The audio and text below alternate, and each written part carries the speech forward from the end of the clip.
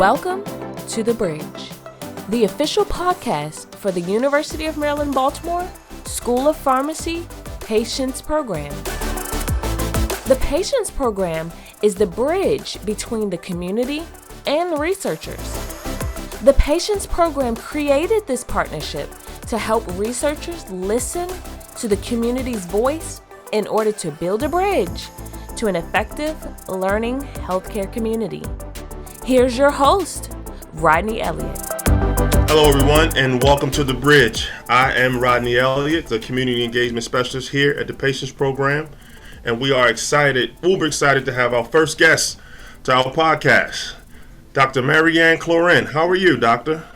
I'm well, thank you. Thanks for inviting me. I'm so glad you were available to talk to us today about a very important topic that here in Maryland, here in Baltimore, but to be quite frankly, all over the world, people are, starting to, ears are poking up about this issue that's going on. Again, our first episode, thank you for joining me, and I'm going to give a quick little bio on who I'm talking to today. Dr. Marianne Cloeren, she's board-certified internal medicine and occupational medicine. She's associate professor at UMB School of Medicine. She studied at UPenn in biology in Germany, and she got a master's at Temple School of Medicine.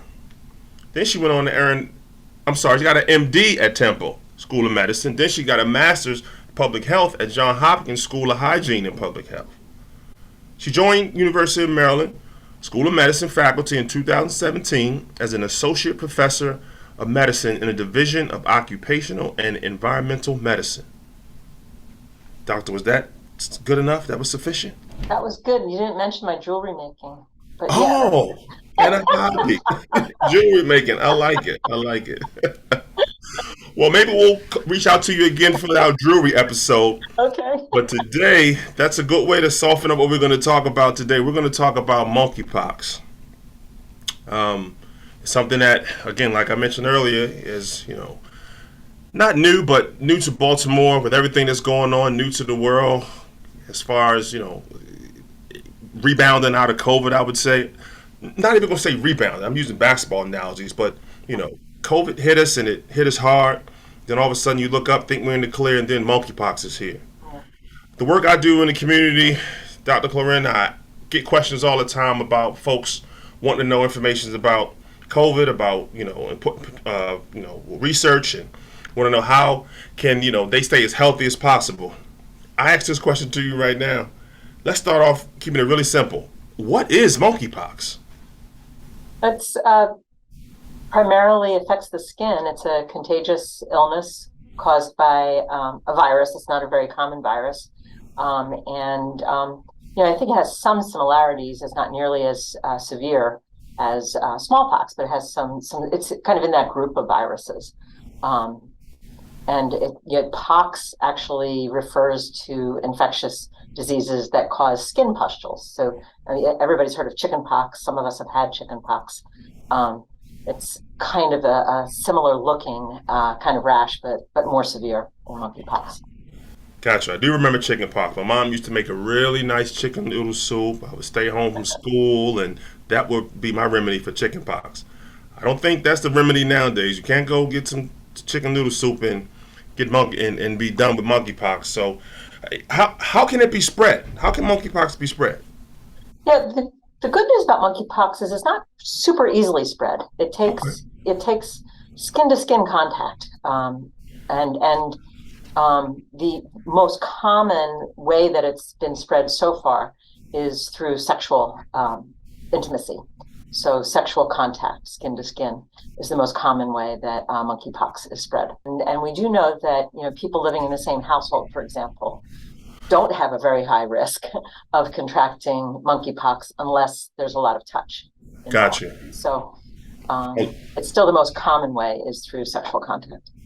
Sexual contact, a lot of touch. Yeah, that makes a lot of sense then, because kids nowadays, you take them to the daycare or they out playing, they'll be touching and contacting folks, all the time.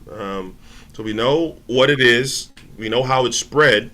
Obviously, if you say you can stay away from sex or not touch anybody, is that the only way you can prevent the spread of monkeypox? Well, that's a good question. it is going down. So I think that, case rates are going down. So I think people are paying attention to the preventive messaging and are, taking precautions. Because, the usual way that we tell people to avoid sexually transmitted diseases, use a condom, right? Yep. But that doesn't really help. That doesn't do anything about the skin that's not covered by the condom, right? where the virus may be. So that is always a good precaution, but it's not sufficient for this. I think the primary ways to prevent it would be if you have lesions that have not been evaluated. Okay. Those need to be, you should avoid, close touch with people and get them evaluated in case it is monkeypox. If you have been exposed to somebody who's been diagnosed with monkeypox, then you should avoid close contact with other people, during a monitoring period to make sure that you have not developed monkeypox. And also if you've been exposed, seeking the vaccine, can help. And that's one of the recommendations for vaccination, is somebody that has had a known exposure.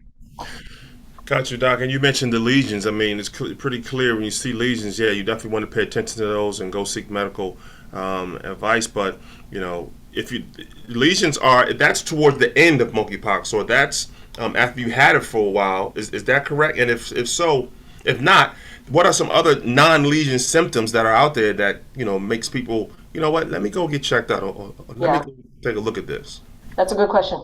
The lesions, it's not really at the end, but I mean, there's a prodrome period, I think is what you're talking about. So in the prodrome, prodrome is kind of before the disease is easily diagnosable. So it's when the virus is maybe incubating, it's there, and it may be causing things like feeling very fatigued, feeling headachy, feeling achy, kind of flu-like kind of symptoms. And that is so common with so many viruses, yes, that it's hard, during that phase to know for sure what you have. And it's possible that you could transmit it through respiratory secretions, although you'd have to be pretty close to somebody. So certainly if you're feeling sick and flu-like, it could be COVID, it could be influenza, it could be monkeypox. Stay away from people. And if you have the respiratory symptoms, put a mask on. The mask on you, if you're feeling sick, will help prevent the transmission of those droplets of whatever it is that you may be brewing. And it's not, monkeypox is not the most likely thing, but there are all kinds of viruses that are spread through our secretions that we can decrease the chance of infecting others by putting a mask on when we have those symptoms. So that's the beginning of it. Not everybody gets that prodrome. Sometimes people just pop up with the rash, and the beginning of the rash is often kind of flat, and it may be just a couple little flat spots. And it's usually on the areas of the skin that have had contact. And so if the main risk is sexual transmission, it may be, in the groin area, lower abdomen, that kind of area. From the flat kind of spots, then what typically happens is a bit of a bump, and then you may have a fluid-filled bump, and that's kind of like you see with chickenpox, right? And then it progresses to what we call pustules, and the fluid becomes kind of pussy in the lesions, and it may ooze something that looks like pus. It sounds disgusting. And then it proceeds to scab. And so for most people, that is over a 2 to 3 week period. And once the scabs have cleared and normal skin is there, there's no more risk of infecting other people. Doc, we are in October. Obviously we're in the fall season, and you mentioned it earlier, talking about the flu and, COVID and people getting colds. And so it's very important for folks to pay attention to their health. It's easy easy is the wrong word, not even want to say that, but if you see lesions or if you see pustules, then that's a kind of clear indicator. You mentioned just using some of those same precautions that we used during COVID. You're talking about, staying away from folks, not touching a lot, wearing the mask again. If you were giving advice to folks who are, still want to go out and They want to go shopping. They want to go to the movies. They want to go. What type of advice would you share with folks on, not necessarily being paranoid about still living life like that? Right. Yeah. That's a good question. Well, I think first of all, don't go out and do those things if you're feeling sick with something that could be contagious, because you could be spreading it, right? It's important. Or wearing a mask. You may have to do errands, but if you have those symptoms, put a mask on. And I'm talking about respiratory kind of symptoms right now. Not a mask isn't going to help you a whole lot if you have a rash on your legs. Keeping it covered.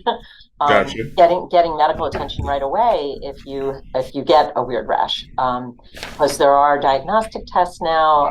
Most doctors know how to do testing for monkeypox. You could check with your doctor first whether they're equipped to do it, and if not, find a provider that is. But commercial laboratories now, when this first started popping up around the country, samples had to be sent to the health department, and there was a lag time between getting tested and getting the results. And, like during that period of time, there's always the risk of spreading it to other people because you don't know what's going on. And now the time period for getting a diagnosis is much shorter, and commercial labs are able to do the tests. So a lot of progress has been made there. But for people going out and doing normal things, you're not going to pick up monkeypox by going to the store or going to the movie. Okay. So I don't think you need to worry about that. Now, if you're at the movies and somebody is coughing their head off next to you, I'd move. No, that is a real honest answer, because nowadays, even if monkeypox wasn't around and we're everybody's kind of getting back out and we talking about COVID, and you hear someone sneeze or you hear someone cough nowadays, you look at them a little different nowadays, or you look in that direction like, oh man, like what is that? What's going on? Yeah. Pre-COVID, we didn't have none of that. Someone sneezed, bless you, thank you, whatever. So, but that's something to be aware of. You shared with me, Doc, in an email, what I will definitely share with our audience, awesome resources and websites and links where folks can get all the information they want on monkeypox. And I know when I'm home, or even if I'm online looking around, I can't go without looking at something on TV, or like I said, looking online, or even hearing on the radio, advertisement for COVID-19 vaccines and where you can get a test, stuff like that. I don't hear so much about COVID. I'm sorry, I don't hear that a lot about monkeypox. So if folks were looking for information besides the websites or beside the links, where could they go for information on finding out about monkeypox? The Maryland Department of Health sends out letters to all the clinicians in the state, regularly. They just sent one out like a day ago about safety in doing diagnostic testing. So I think most docs are pretty aware of it. They may or may not be offering, diagnostic testing for it, but I think most doctors would know where to send their patients to get help. The vaccine for monkeypox is not widely available yet, but it's becoming more available. Okay. And most regular doctors' offices, don't have access to the vaccine yet. That may be different next week. I mean, things are changing pretty quickly, but I think a good place to start is your doctor's office, and they can advise you. The health department is another place to check. If you don't have a doctor, you can check with the health department. If people are interested in the vaccine, or if they need the vaccine because they know of an exposure, there is a way to register through a website that I'm sure you're going to be sharing with. Yes, I will. I will be sharing that website for our viewers, our listeners. And what you do at that site is you put in your information and your risk factors, and then it's evaluated for whether you are eligible based on your risk factors for the vaccine. And the eligibility for this is changing as the vaccine becomes more available, and as we're better able to distribute it to people. The eligibility criteria are likely to change as well. But right now it's not available to everybody that wants it. It's available to people with specific risk factors. Gotcha. Doc, we're almost towards the end here. I got two more questions for you, then we're going to get out of here. Here at the Patients Program, we try to arm or gear or give confidence to our partners who we work with, or community members, when they take control of their health. So we try to arm them with information they need, so when they go talk to their doctors or their care providers, they can feel confident in doing that. So you talked about it earlier about getting vaccines and getting the test and getting vaccines. Is this something that we should be sharing with our partners or community members to take control of when they do go to that doctor's office. Like, ask about monkeypox, even if you don't have it, even if you don't have a symptom, right? That's important. Yeah, no, I think that's good advice. If you do have symptoms, one of the things that can be really helpful to your doc is just sort of understanding the timeline of your symptoms. So they can keep some notes, when did you start to feel that way, and when did the rash pop up? And, honestly, if you can't get into your doctor for a couple of days and you have some weird lesions, taking pictures of them can be a big help, because with monkeypox, they evolve. And with other skin conditions as well, having a photograph of what it is that you see today and can help your doctor 2 days from now when it has changed. So I think that's a useful trick. And then being honest about your history and risk factors is important as well.